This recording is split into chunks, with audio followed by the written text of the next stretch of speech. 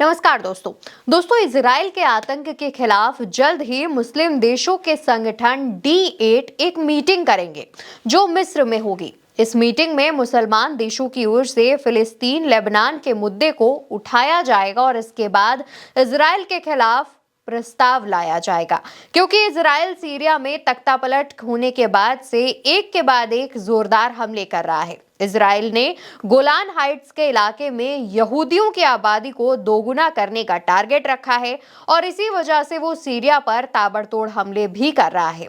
अब दोस्तों, ये D8 संगठन है क्या? तो मुस्लिम देशों के इस संगठन का नाम D8 इसलिए है क्योंकि ये विकासशील देशों का एक ग्रुप है। इस संगठन में बांग्लादेश, मिस्र, Indonesia, Iran, Malaysia, Nigeria, Pakistan और तुर्की शामिल है।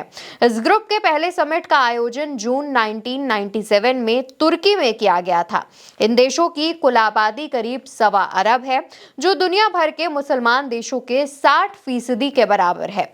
खास तौर पर ईरान, तुर्की, मलेशिया और इंडोनेशिया, इनके शामिल होने से ये एक बड़ा गुट बन जाता है। इसमें शामिल मुस्लिम देशों में अरब मूल के देश जैसे UAE, सऊदी अरब, इराक, सीरिया, कुवैत, कतर, ये सब शामिल नहीं है। जी हाँ, D8 संगठन सदस्य देशों का एक दूसरे का ग्रामीण विकास, वित्तीय, बैंकिंग, साइंस एंड टेक्नोलॉजी जैसे मुद्दे पर सहयोग करते हैं।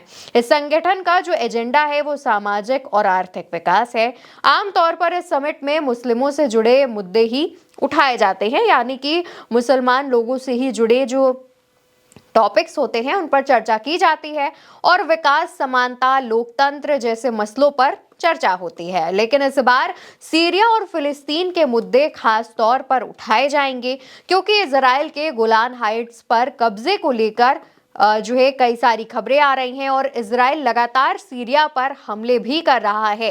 सीरिया के राष्ट्रपति बशर जब से देश छोड़ के गए हैं तब से इजराइल सीरिया पर कब्जा करने की फिराक में है, खास तौर पर गोलान हाइट्स पर, और इसी को लेकर के वो आए दिन नए हमले करता रहता है, जिस पर अब D8 नाम का जो संगठन है, मुस्लिम देशों का ये संगठन अब एक बैठक करेगा और इजराइल के खिलाफ प्रस्ताव लेकर आएगा। और सिर्फ सीरिया के मुद्दे पर ही इजराइल के खिलाफ प्रस्ताव नहीं आएगा, फिलिस्तीन के मुद्दे को भी ध्यान में रखा जाएगा और इसके अलावा हिजबुल्लाह, हमास जैसे जो संगठन है उन पर इजराइल हमला कर रहा है, उसको लेकर के भी बातचीत की जाएगी। देखना होगा कि ये जो प्रस्ताव है वो क्या आएगा और इसे लागू करने के लिए क्या जो प्रक्रिया है वो अपनाई जाएगी। फिलहाल के लिए जो भी अपडेट सामने आता है, जो भी खबर सामने आती है, वो हम आप तक जरूर पहुंचाएंगे।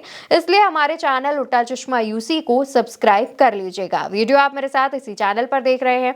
मेरा नाम अवंतिका अवस्थी है।